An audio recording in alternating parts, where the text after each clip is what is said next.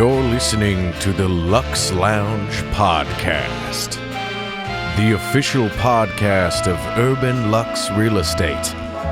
And now, here are your hosts, Joe and Dave. Welcome, everyone, to our second podcast. Dave, how you doing today? I'm doing good. Episode 2. Here we are. I'm a little short of coffee, so bear with me. We're going to have a little fun this time. We're just going to talk to agents. I'm going to ask them some silly questions, and we're just going to make fun of real estate, if that's okay with you. That works with me. I think, real estate can be kind of funny. I remember seeing, remember that comedian Sinbad? Oh, yeah. Yeah, I saw him. I guess his wife's a realtor. I'm going to go with the story he told. So this is a Sinbad one, and his wife's talking to a client and is in a tough market. And during that market, houses just aren't selling that quickly. And every week he hears his wife telling that client, I know I haven't sold your house yet this week. And she's really taking it on herself. And he gets on the phone and he goes, I know my wife talks to you every week. He goes, but can I jump in? And the guy goes, okay. And he goes, look around. What do you see? He goes, well, I see my kitchen. He goes, same kitchen you had last week? Yep. He goes, you know why? Because your house is overpriced. He goes, you're still in the same house because you won't lower your price. Now, that's kind of funny for us because it's the conversation we always have. The silver bullet to real estate is always price. So I wanted to kind of go over that a little bit. Dave and I do a little differently. Dave likes to price his house a little more aggressively and try to get a bidding war going. I tend to be old school, put them a little higher and see if the buyers will come up. Right now, we actually just have to put it on the market and it sells in a day. Right. But what are your thoughts on that? So I always try to, I don't want to chase the buyers and I don't want to start higher and worry about price reductions, which is complete opposite of Joe. But both strategies work. We both sell a lot of real estate. So for me, I'll evaluate it and even come in exactly what we think it's worth, or maybe slightly less, just so that we know. We got to look at what are the different strategies in the way that buyers are looking at property. So if someone's searching on Zillow in $25,000 or $50,000 increments, listing a house at $535,000 doesn't make any sense. So Joe would probably list that house at $525 to make sure that he's still hitting, the buyers that are looking around that 500 mark, because most agents will probably cap out that search at $525,000. So he'll still see those people. I'll probably list that house closer to $500,000 and then end up at $530,000 with multiple offers. And so, but it's kind of like somebody putting like $1 million house on at $999. Where if my buyer's looking for a $1 to $2 million house, I don't set the search at $999. I set it at $1 million. So you completely missed your entire buyer pool by making $1 million house look like it's on sale. Oh, so there's myths in real estate. Yeah. Okay, let's talk about some more myths. Investors are going to lowball you. No, investors want the house too. They'll try to lowball you. But in this market, investors run their numbers. They run the return on investment numbers. Their ROI, if it fits, they're going to pay the price. And Absolutely. We see REITs out there from New York who are just writing checks for houses, and they're investors. Yeah, and these guys, a lot of them are trying to do 15-year loans. They don't mind losing money in rent every month because they know that it's going to get made up over the next couple of years. So they can get a really good rate on a 15-year loan and still pay market value for the house. And Arizona has always been an equity gain state. In investing, you get one of two things. You get equity gain, which means the house is going to go up in value in the future, and that's what you're betting on. So you make your bet and you make your purchase bet on thinking about the house increasing in value. Or you go somewhere where you're going to make a monthly, which means you bought the house for a great price. Your rent is higher than what your cost of the money is, and you're making money monthly. That's not really typical in Arizona. It has been working since the last 10 years, but we've always been traditionally an equity gain state, which means you're willing to lose a little bit of money every month to see that equity rise. Or make just a little bit. If you can buy a $300,000 house and cash flow a couple $100 a month, it's a nice place to park your money for a little while because you're getting that equity gain. Yeah, and usually you get one or the other. And, I would always laugh that you could go buy a house in Louisiana for $30,000 and make monthly rent on it. But in 10 years, when you sell it, it's going to be worth $30,000.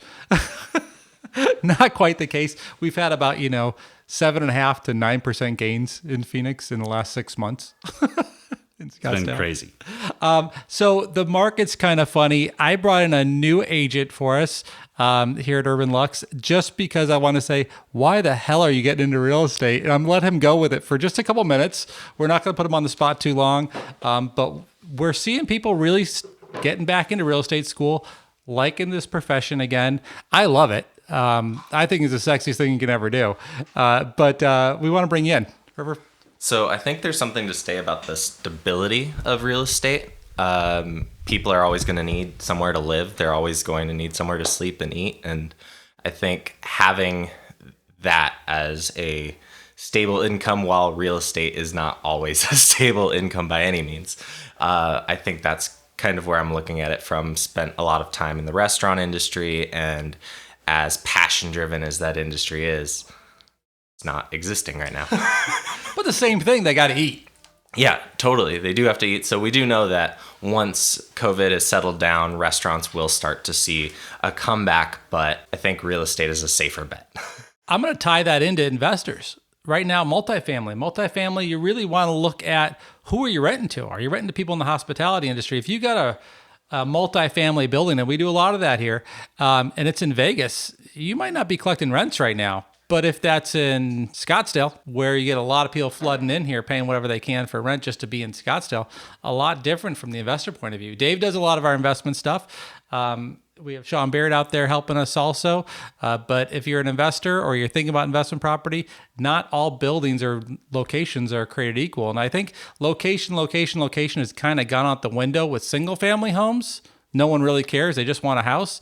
But with multifamilies, which is one of the hot topics right now of real estate, I don't think I think they really need to know where they're going to go. Otherwise, what do you foresee in training? I know it's a big thing because most people get in real estate and they think, well, in real estate school, did they teach you anything?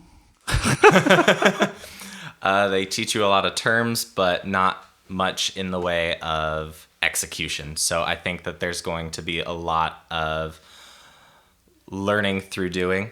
Yeah. And spending a lot of time with the guys here at Urban Luxe and learning as much as I can. Well, we wanted to bring you in because we just really wanted to be excited for your future in the industry. We brought you in on purpose. We don't bring everybody in. It's not the right job for everybody. We like to say, you don't try out real estate, it tries you out. I'm excited to be tried out. But we want to thank you for coming in. We just want to pick your ear for a few minutes. Thanks for having me, guys. Great. Okay. Thanks, River. We appreciate it. We're going to bring in somebody else who's been in the industry for 1 year. 1 year. And we just want to back it. So River was just here. River's just starting his real estate career, really just finishing his license, getting on board, getting his business cards, all excited, starry-eyed. Sky's the limit. Has not been beaten down at all yet by the industry. And then we have Tyler. Tyler's a success story for us. He's been here a year. Yeah. A year and a Just month. over a year and a month, yeah? Yeah, a year and a month. Almost 2 months. We want to try to go into what's your first year look like. So if you can kind of give us some nuggets and speak really to the industry as a whole, realtors and buyers and sellers, and kind of make it broad for everybody out there again, because sellers think something else is going on with what we do. And if you watch the millionaire realtor shows, it's not like that, is it? No. Are you asking about the first year from my perspective? What have you seen as kind of eye-opening, and what's been successful for you? I think the biggest thing that I've really noticed when going into this is it's not as much about the selling of the house. It's more about taking care of the clients and helping them understand things. Our mentor, Aaron, who's really helped me go through the whole process of becoming a new agent in a new area, really put it into good words where you're almost like you're guiding them to help them feel more comfortable in the process. Anybody can find out anything, but it's you going through and using your knowledge to guide them, to make them feel comfortable. And that was the hardest thing for me to do, is understand that process. But now that I've gotten it, I think the biggest thing that I've noticed it's all about relationships. So with the shows, we get to see a lot of young people like you, good-looking, handsome young men driving nice cars, selling $1 million real estate. They get to yell at each other all the time. They're whining and dining. Is that your life right now? Not at all. I think right now my life, it seems like, I guess it's a nice thing as a new agent because I like to work. you're always working. And that's the thing. I guess that's the hardest learning curve, is nobody's just going to jump on you right away. The shows make it seem like they're jumping on you, and they're going to use you because of whatever you think they're going to use you for, which isn't the case. You really have to go out there and you have to prove yourself, in the sense that you have to make a name for who you are as a brand. And there's a difference between too confident and not confident enough. You really have to find that balance point where you show that you know the industry, but you aren't taking it and making them feel uncomfortable. Young and hungry, not young and cocky. Exactly. I like to say that one a lot.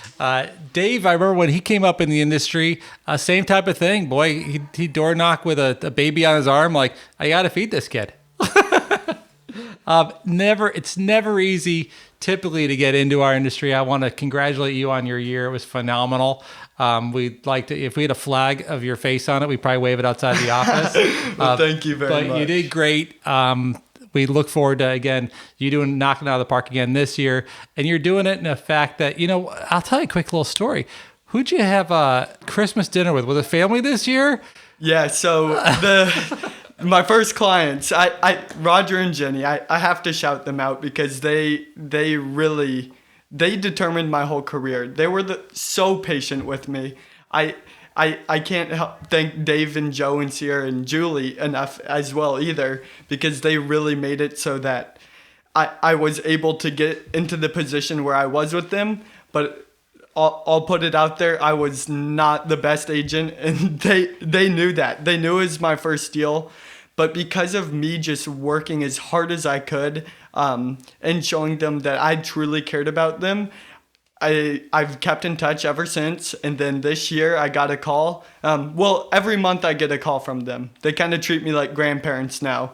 But I got a call, and they wanted to have me over for Christmas dinner. I was the only person who wasn't in their family, but I sat down and they treated me as if I was part of their family, which was pretty amazing. And that was really the turning point in my career, where I saw that it wasn't just about the money, it's more about the relationships and who you get to meet and the journey as a whole. We like to talk about character in the office here a lot. Of course, there's competence. It's got to be there. You've got to be able to do a good job. You've got to learn the skills. Last podcast, we talked about some of the ways to get a buyer a house, some of the key things we're doing. But it's really that character that's going to build your foundation of your business. You got to care about your clients, and they have to know you care, because they're going to put their family in this house, or they're selling a house where they've made all these memories. They just say, selling memories, buying dreams, because a house has got ghosts in it. It's got you get to see your kids raised there. Maybe it's just a dog playing in the backyard. Maybe you painted that wall purple because your kid thought purple was the coolest color in the world. Then when you try to paint it white to sell the house later, you realize you can't paint over purple. But again, thank you very much, Tyler. We wish you a great year. And I think we'll try to bring somebody else in for another couple minutes. Thank you. We're going to continue episode number 2. We're going to bring in Lars. Lars is our East Valley connection. Oh, we're not talking about my raise? So, Lars, we've been just bringing a couple agents in, talking about their journeys. Tell us about your journey this year. You've had a great year. I know you hit a lot of accomplishments. And you really kind of are our pulse of the East Valley, because we're here in downtown in Old Town Scottsdale. And what's going on in East Valley, and what's your year look like? And you get a nice haircut, by the way. Thanks. I anticipated that raise so much. I got a hair. The East Valley is just like everywhere else in the valley right now. It's just extremely aggressive. What I'm seeing, just like the last transaction I had, just a couple weeks ago, we had a house on the market for $410. We had an escalation clause. We had waiving appraisal, which is nice when you're listing homes, but it's when we're purchasing right now, it's real aggressive. And I've been fortunate that I'm fortunate from the information I've gathered over the years to inform my buyers about what's really going on out here, and we have to be locked and loaded and ready to go. What does that mean? I want to talk about that really quick. I'm going to break in expectation. Yeah. I mean, I know, let's say it's a seller. Hey, just because your house has got an offer of this price doesn't mean it's going to appraise at that price. So what are you telling your buyers? Well, that's the baseline is what is it going to appraise for? And that's the bench line to work from. And then we work, how bad do we want this house? Do we want the house? They've watched what's transpired over the last couple of weeks as they're looking aggressively for homes. Jiminy Christmas, here's exactly what we're looking for. It's sold in 24 hours. And that's the landscape that we're confronted with today. So it's important to keep my buyers educated exactly what's going on. And as we're looking at homes, because we're going on home searches and we're looking, I have a really good idea of what they're looking for. Now we have, usually the husband, wife, and myself, we have 3 brains looking for it. And I can't express, I've bought in several properties in the last year that they didn't see it. Just me going and videotaping, I'm like, I have a really, after going out with you several times, I'm really under the impression this is the house you're looking for. And I'll videotape it, and they're like, you're right, this is it, and we'll get aggressive, and we'll put the offer in immediately. And that helps. Now, common to maybe miss a couple? Have I missed a couple? By all means, yes. Now, buyers... If you're not working, if you're working, you're missing some. Yeah, if you're up at bat, you're not going to hit a home run every single pitch, right? No. So really letting your buyers know, hey, you're going to miss a couple houses maybe, but when you see that right one, maybe you jump up. Yeah. We talked about escalation clauses. We talked about waiving earnest money, making that go hard, waiving appraisal. What's more enticing? Yes. How bad do we want the house? And if this is the house, then we're going to have to push a few more cards in to go all in. And I know, Lars, you're a big proponent. Find out what's important to the seller when you're making that offer. Calling that agent and maybe saying, hey, what's the most important thing? Closing date, price. They'll usually let you know. Oh, I got to do my job. There's no doubt about it. I've got to get all the information. And that's one of the things I'm lucky that I can do is I'm good at, I'm a people person. I love talking and negotiating. And I get that rapport with the other agent, which is so important, especially when you're buying. So what's the hottest part of East Valley? A lot of people don't know it. There's Gilbert, there's Queen Creek, there's Chandler, there's Santan, there's Mesa. Where I live in Gilbert is one of the most appealing areas in the valley, I believe, because of how new it is. The school system, the family and community. Downtown Gilbert is blown up. It's a main restaurant hub. Everything's new, and it's the second safest city in the nation, and people love to live in Gilbert. And there's just so much to the Riparian, the Freestone Park. It offers so much to so many people. It's a real family-oriented area of the valley. Yeah, I like it a lot. I remember it was just all fields and cows and kind of smelly. But now you talked about the restaurants. A lot of people don't understand that restaurants have driven the growth of a lot of our valley. People don't move in until that restaurant they like gets in there. They want to be around a hub. They want to be around, I don't want to go up, I don't have to go to Scottsdale. I'm a big component of Scottsdale and the restaurant scene there. But majority of the restaurants I really favor are in the East Valley now. So for me, it's just a mile down the road. I might just take the bike or take a walk. Biking's a big thing now in Arizona. I remember, again, a couple of years ago, no one would bike in Phoenix. And now we if you buy in the right area, we might buy you some beach cruisers just to get to your restaurants. You can get around into the Gilbert area just because of the canal system that's there and the power line that goes west to east, right along between Elliott and Guadalupe. You can get anywhere in the valley on bike. Wow. In Gilbert. Well, Lars, we really appreciate you coming in. We know we got a meeting scheduled here in the office in a few minutes, so we're going to let you get out and scoot to that. What a pleasure. Thanks for having me in. And great year. Thanks for the raise. I appreciate it. Oh, yeah. A raise in real estate means you get 2 coffees out of the machine instead of 1. But Lars, again, thank you. If anybody's thinking about the East Valley, Lars knows all of it. Thanks, Lars. All right, we're all back for finishing up our episode 2, the second half. Shelly, we brought you in. I want to know what you're seeing out there, and that's kind of what we're doing on this episode, just bringing our people in and saying what you're seeing now. You're coming from a different perspective because you really come from kind of agent experience. Yeah, more on the vendor side of things. Yes, I've had plenty of experience with a lot of different agents and a lot of different brokerages. So it's kind of a unique perspective versus coming in as an agent. So I've seen and probably heard it all, good and bad, but hey, I'll take it. So being from the vendor side, and again, for the public out there, vendor side, there's title companies, lenders, home warranty companies, but you kind of get to see the best of the best because you're really going after Absolutely. agents that are producing. Absolutely. So what do you see the big difference? We brought some newer agents in earlier in the episode, and some that just starting their career, some that have had a year in, have done real well, some that have kind of specialized in different parts of the valley, and they're realizing it's all about relationships. And I know with you, it's all about relationships with the agents. But what do you see as like that difference between the people that are really selling real estate and the ones that aren't? The fact that they have a differentiator. That is their biggest thing. They have to find out from themselves, what their own differentiator is and market the hell out of it. Because what makes one person great might not make someone else great, but you have to find out what's unique for you and just market the hell out of it. Be genuine about it, and building relationships is huge. It doesn't matter whether you're on the vendor side, you're an agent or whatever. If you can go out there and build relationships with people, it's golden. It's funny because I see in this business, again, I talk about character all the time. It's that trust factor that they're going to make it, the client thinks he's going to make it right for me or she's going to make it right for me regardless, and I'm not going to get harmed. Yep. I think that's one of the biggest things I've seen in my business, which is something they don't teach you. I mean, it's very hard to tap into building that trust level because the public, again, we've talked about it a couple times this episode, they don't understand really what we do. No. And now, especially because things are selling so quickly, you have to create value. And why am I paying you this commission? So I think building those relationships is paramount. And people see through the people who aren't genuine.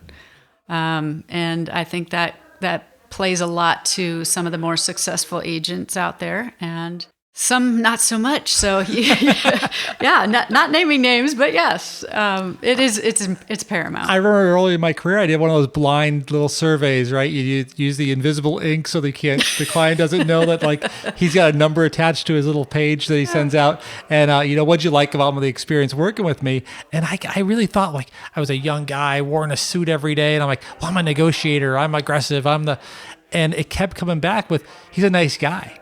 Yeah. And I was like, how do I market that? You just go out and be a nice guy. So it's funny as we're coaching our agents, and I sat down with one of our great agents, James Jones, the other day, and with his differentiators, he's a really nice guy. Yeah.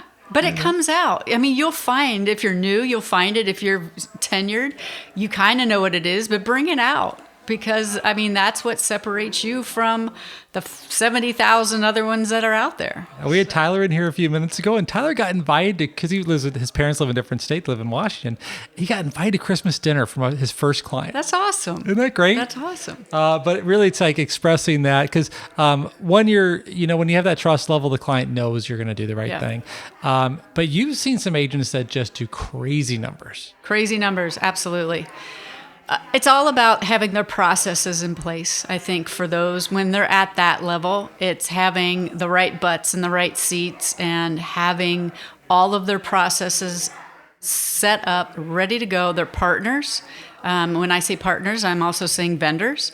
So when they work with certain vendors, I mean, they know that they can turn something over and they don't have to worry about it. So it's streamlining the processes, getting their processes in place so then they can scale their business. They're out there getting new clients every day and they don't have to worry about the back end stuff. Well, I don't want to date myself, but when my mom was a realtor, it was a Cadillac and a poodle. I mean, that's really what you had to offer.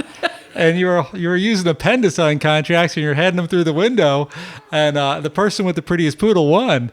But it was very different than we are now. Yeah, it's very competitive, obviously. So anything that you can do to set yourself apart, whether it's on social media, whether it's out and about, because I know we're in kind of some unstable times, but anytime that you can get out there, get out there. Go out there, go have coffee somewhere, go somewhere new. If you have a niche, a neighborhood niche or a geographic niche, go out, go try a local restaurant. And you'd be amazed at how many people you just start talking. And guess what comes up? 9 out of 10 times, real estate. That's how I met my wife. It wasn't real estate. But also, like you bring that up, like Miracle Morning and then Miracle Morning for Realtors, that book. I really it's a really easy little book. I recommend anybody read that if it's in business. But kind of owning a little location I used to own a Starbucks near my house, and that was my Thursday go-to, and my clients knew it, and they would just show up. And I ended up buying a lot of coffee for people and just enjoying the heck out of the relationships I had with them. And they were nice enough to help me build my business, one new referral at a time. But if you're a consumer out there, I want you to understand that it's a marriage you're going to have with your realtor. Have that conversation. Don't just look at their numbers. That's important also. But you're going to go through some tough times maybe, especially in this market. You think that getting 20 offers on your home on the first day is easy. It's actually really stressful. It's much easier when you don't have any offers after 3 months and somebody sends you an offer. That's a real easy negotiation right there. You know what's going on. But when you have 20 the first day, you really have to rely on that agent. Are they looking out for your best interest? Have they built their skill level high enough to negotiate you through that? And then flip that. If you're a realtor, do you have the skills? Do you need to lean into somebody? Are you the right brokerage that's going to help you answer those questions? Do you have that quick phone call for the smallest little thing to make sure your client isn't harmed? Because that's how you build that trust. That's very important. Trust, I would say, is number one. And again, you've worked with some great agents, and look forward to seeing what you're going to do here at Urban Luxe, because that's going to Absolutely, I'm excited. And then the social media part, you're good at that. I'm again old school. I got more thumbs than two. Well, it's become more prevalent now, with again, the whole COVID situation and people not getting out or not going out as often as they once did. You still have a presence. You can still get in front of people, and you can get in front of people that you might not have gotten in front of before. And it's, again, once you find your differentiator, then you can exploit that on social media. You can you can do little videos, or you can do something if you're comfortable like that, where it brings out your true personality. And people over time, if they watch you or they follow you, you build that rapport and that trust. It's a different way. And if you've never done it before, it can be kind of scary, but I think it's almost as important as getting out there. I think there's enough people, especially as the valley has grown, in every little niche. So if your niche is, I like horses, or I like dogs, or I like eating at different restaurants, there's going to be enough people in that niche to build your career off of. Sure, absolutely. I know I golfed. I was out practicing this weekend. I was up at True North and started talking to these people from Seattle, and they want to come down and move down here, so I might have something for you. Wow, that's great. Yeah, I did live in Seattle, and golfing, they required a shovel. Yeah. They were supposed to leave on Friday, and they're like, well, the weather looked really nice, so we just decided to stay. We are seeing a lot of people coming in from out of town. Yeah. I kind of want to bring that up in this podcast. Again, if you are buying right now, we've been talking about buyers, do understand those people from Seattle, from Portland, from Denver, from California, they're coming in cash heavy. They're selling for a lot of money up there, and they're moving for all different reasons. A lot of people are moving for just the taxes. Some are moving because of the political. Some just because they can, because their job went virtual. Mm-hmm. And they're thinking, I don't have to live in a rainy place anymore, or a cold place, or pay California taxes because I can move to somewhere a little cheaper. Absolutely. We're seeing them coming here. We're coming to Texas. Tennessee. Who knew? Yeah. Tennessee, I know. number one place to drop off a U-Haul right now. If you are from out of town and you're listening to this because you like Scottsdale, we do help you find an agent where you live locally if you don't know one, to help you make the move here. We have a lot of people coming in here just renting for a year, see how they like it, especially with their job going virtual. We have some clients here that are renting their houses out for a year while they go live in an RV with the family for a year because the kids are virtual, their job's virtual. So I don't, our small towns are getting filled up that we never thought, I didn't even know names of, that are outside of Phoenix. But I think everything's fair game right now. I agree. I see, and again, coming from the vendor side, I was on the home warranty aspect of things. So I had buyers coming in from all over the place, and it was kind of fun trying to explain to them the differences here in Arizona, and then listening to what they were leaving. The snow mostly, but yeah. And we're lucky, again, to flip out that on investors. The type of tenants you're going to get here are not hospitality driven anymore. Again, being in real estate for 23 years in Arizona, we used to be a hospitality driven state to begin with. Then we were a housing during the boom. We're a housing based state, which means the economy is built on really the housing industry. Now we're tech and medical. Absolutely. There's so many big companies moving here and moving their headquarters here. And they're bringing a lot of people from all over. Yeah. So if you're buying an investment property or multifamily, you can kind of be secure that your tenant is going to have a job. They're not tied to a restaurant or a casino like they are in Vegas. And I have some clients in Vegas that are trying to get out because of the fact that their entire tenant pool is all hospitality based. So they're all out of work. Reach out to those people. Glad the government's helping out, putting a little money in their pocket. So we wish the best for them. But again, as an investor, you need to really protect yourself. So regardless of that, because you got to pay your mortgage. Multifamily, we don't talk too much about on the residential side, but we know a lot of agents that are reaching out there. It's a specific niche. So don't think any realtor can help you just because they helped you buy your house. We like to partner up a lot here at the brokerage. So if you want multifamily, if you want a storage facility, if you want to buy a bowling alley, we can help you do that. We've got the resources for it, but we're seeing people investing in all sorts of ways in Phoenix right now. And then I'm going to lean back on those big agents. So when you're talking about a big agent, most people think we're selling a house a day. It's super easy. Now I'm seeing the numbers. What do you think? What would you consider a producer as far as transactions? 30, 40, 50? I would say 30 plus a year. 30 plus a year. But again, it price point. It all depends on price point. If you're looking at volume, I'd say 30 plus. If you're looking for dollar amount, some of these houses, one of the agents sold a house in Silverleaf at what was $24 million. Yeah, you just have to sell one. Yeah. So there's that. It's funny. I want to bring that up because the public thinks we're selling 100 houses a year. There are teams out there that do quantity, but as a single agent, a very successful single agent, 30 plus. So if you were screening your realtor, if they had less than 15 sales last year, maybe you'd want to see them bring in a partner? I don't know if they would. Or look for a bigger agent? Maybe, or just examine themselves, see what they can do to grow their business. What is taking up a lot of my time? Like you mentioned earlier, the transaction coordinator. That's paramount. If you have someone that does that work for you, where you're out getting new clients, because that's what you do best, and then being able to take care of that client through the process is huge. But I think getting your processes in place and maybe partnering with somebody who can help you with open houses or free up your time to do what you do best. I'm going to flip that on its head. So if I'm in a listing appointment and I'm interviewing realtors, there's that fine line of, are you going to hand me off to someone? Exactly. Or are you going to have someone there to support me when you're unavailable? Because realistically, there'll be times when you're unavailable. I have, if my dog's sick and got to go to the vet, the dog's got to go to the vet, and then if a house needs to be shown, I have somebody that can support me to show that house for my client. My client understands that, but at the same time, you don't want to be dished off to someone that you really didn't hire. Absolutely. And that comes at a cost. And it depends on the quality of the people that you have on your team. You bring someone with you on the listing appointment and they can build that rapport with you. I think that's good, so they don't feel like they're being handed off. But yeah, with some of these huge teams, you're never going to meet with, and you might not even in the listing presentation, meet with that person. Yeah, most of the names you hear on the radio or TV, that person doesn't see clients. Yeah. Good for them. They figured out a way to do their business the way they like to, and hopefully they're doing a great job for their client. But again, I like to think of it as a contact sport. Yep. And I get my energy from seeing my clients every day, having that meal, that coffee, and then help them sell their home when it's time. Well, we're going to wrap up today. Everybody, thank you very much for listening to episode 2. Episode 3 will be out in a week.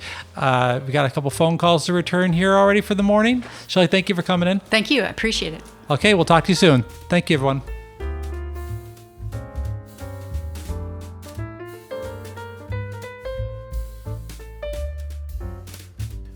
Thank you for listening to the Luxe Lounge Podcast, the official podcast of Urban Luxe Real Estate, located in Old Town Scottsdale, Arizona. If you'd like to support the show, please give us a 5-star review on your podcast player of choice, follow the show on Instagram, or subscribe to the YouTube channel. If you have questions for Joe and Dave, feel free to write in to luxloungepod@gmail.com. We may talk about your question on the show. If you would like to learn more about Urban Luxe Real Estate, please visit our website, urbanluxre.com, for more information.